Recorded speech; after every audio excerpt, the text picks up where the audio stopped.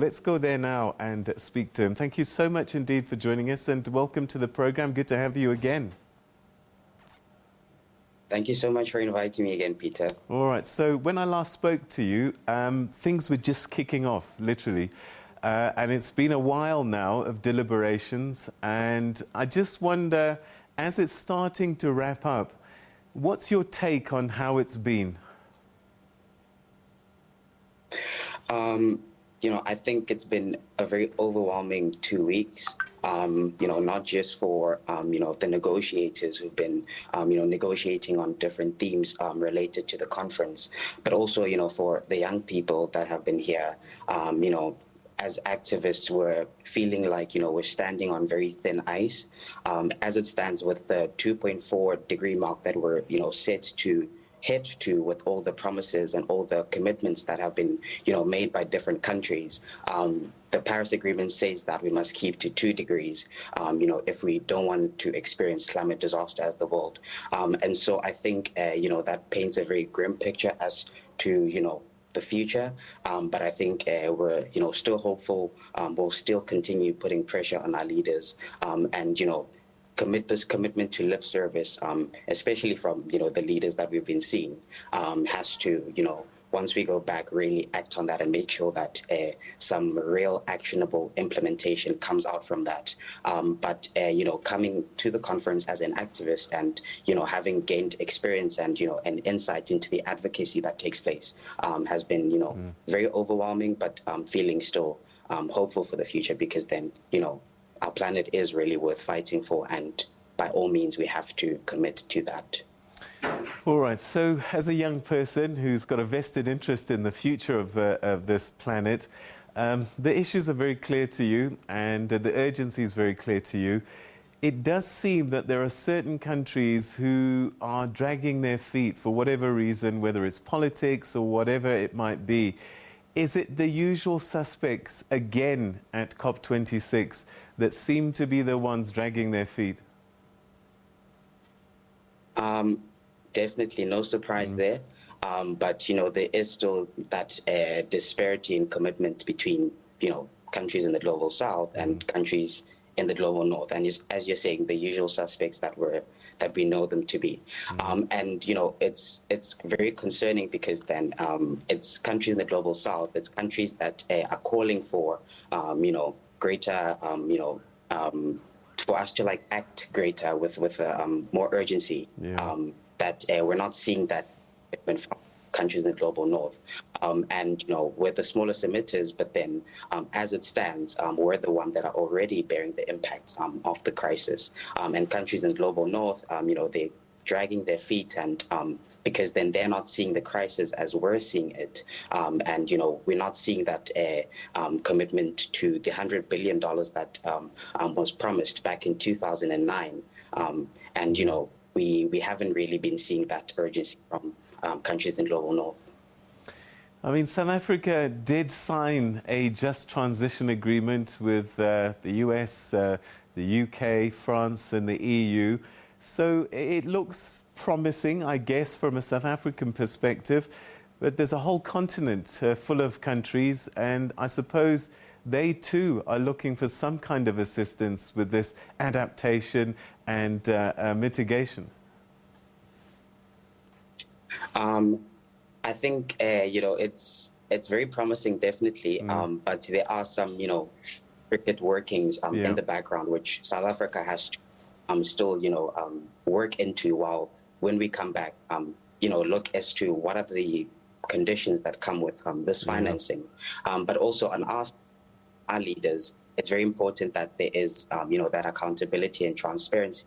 And a just transition is something that's, so important, especially within a South African context, because then, our economy, is so fragile, and, unemployment is a reality that millions have to deal with every single day. And so prioritizing that just transition and making sure that the workers are consulted and that their voices are included in the plans and the decisions that, come with the implementation using this climate finance that South Africa was able to secure is important. But also equally important is, the need for, we need to see more of that. We need to see that that help that's the global north, to expand to other African countries, because indeed, Africa is ground zero for impact of climate change, and we've done the least to contribute to the crisis. And historical polluters, they must pay the price in order to make sure that Africa receive the support that they so desperately need. And the picture as it stands is not looking it's looking very grim. And so we need to really expedite that support for countries in the global south. You must be disappointed then with Barbara Creasy this past week saying that South Africa is not going to be signing this pledge to do away with coal. And this is at the back of us being, the 12th largest carbon emitter in the world.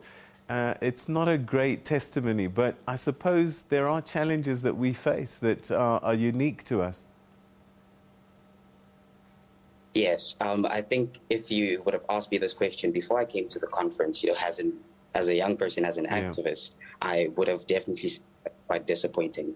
But now having gained a look into the discussions and the conversations that take place in the background, I think we don't want to have global north countries have leverage over countries in the global south, and signing pledges and treaties on the side outside of the negotiation space really leaves room for that leverage. And so I think to an extent the decision not to sign into that pledge is justified. That pledge is very important, but then we need it to be streamed into the main discussions that are taking place, so that it's an equal playing field and all countries have an equal chance of committing to that goal.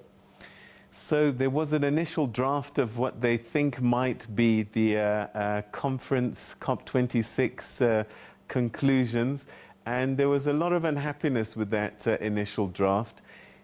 Is there an indication that it's going to improve, or are we going to be disappointed yet again at another COP?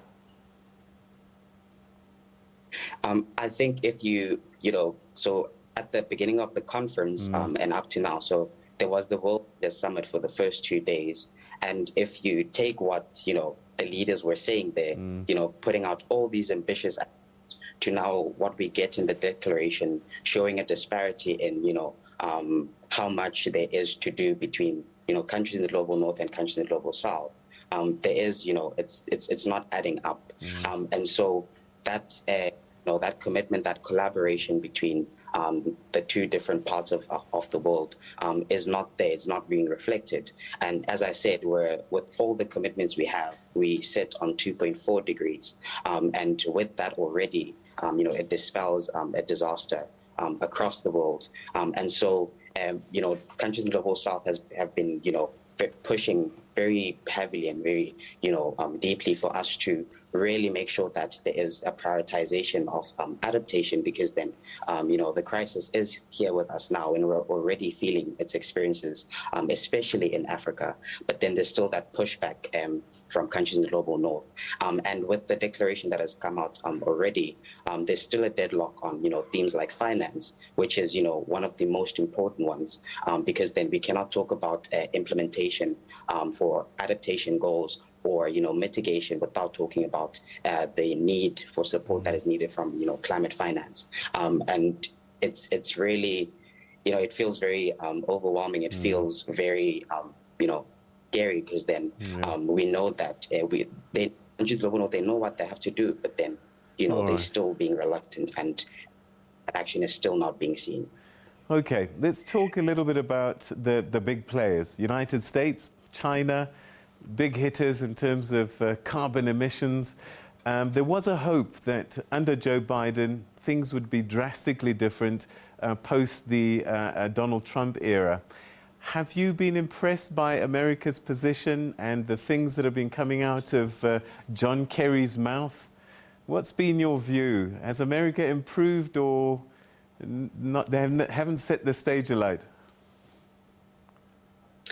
I'd say, at face value, they've joined into the Paris Agreement once again, which is, a very important step to take. But then, having seen as to what their position on some of the themes that were being discussed on finance, on adaptation, on loss and damage, I think it's been a bit stagnant. That expedited commitment from them hasn't been really coming across, and because they are such big players and they account for one of the highest emitters around the world. The ambition that they're showing is not enough. We need to see more of that from them.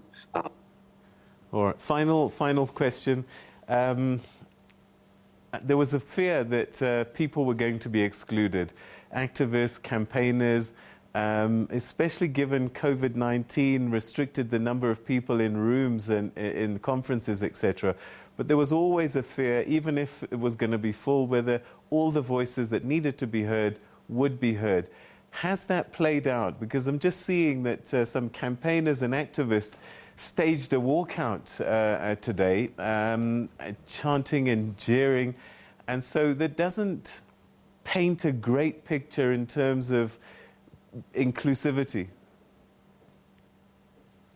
Certainly, the young people that have been here, especially young people from the Global South, have been, finding it very difficult to really have themselves, heard. And when I was in the negotiation sessions, I was one of the youngest person in the rooms. So not only am I feeling it's difficult to contribute as a young person, but also as a young person, from the Global South.